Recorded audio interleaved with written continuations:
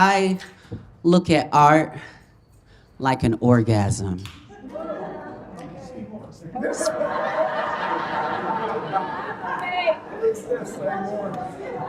And what I learned so long ago, especially as a woman, is that we are kind of set up to think that special feeling and that thing that you get from that thing has to come from this external person or this external thing or from an outside source. Until you learn to love yourself and your own body, and you learn how to make that for yourself and how important having your own orgasm is to your health. So art is something just as functional as having a sexual health, but we have been tricked out of thinking that that's something only certain people do who want to risk being broke. But that this is a human impetus. It's something that is a calling to all of us to live creatively. Come on. And so the reason why they want to control it is they want to control the limits of your imagination. And that is so now prevalent that when we just want to speak about abolishing ICE, let me go back, abolishing the police. Hello.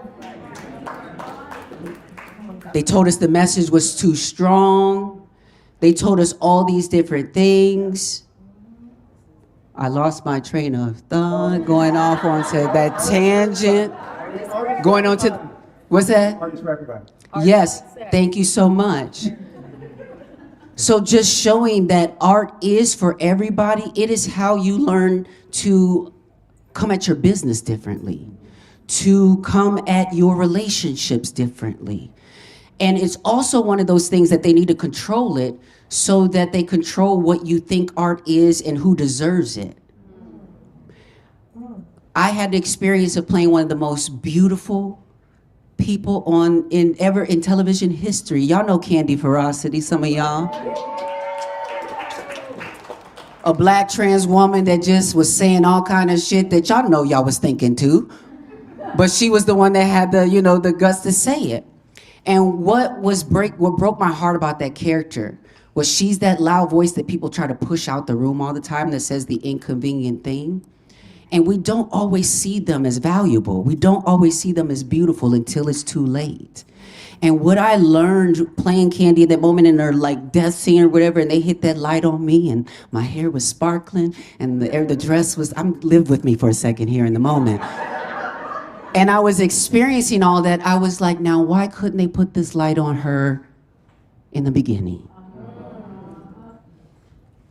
Because they who control the spotlight think that they control things. But I'm gonna tell you, I receive lessons all the time through life, like in these really serendipitous ways. So there was a moment that I was doing, World Pride with Whoopi Goldberg, Laverne Cox, a bunch of people in New York. And so I had on this cute dress, and Whoopi was like, show the people your dress, go around or whatever. So I'm walking around the stage, but I ended up walking to a part of the back of the stage where there was no light. I walked myself back there. I turned around, and by the time I put my hand on my afro, the light hit me.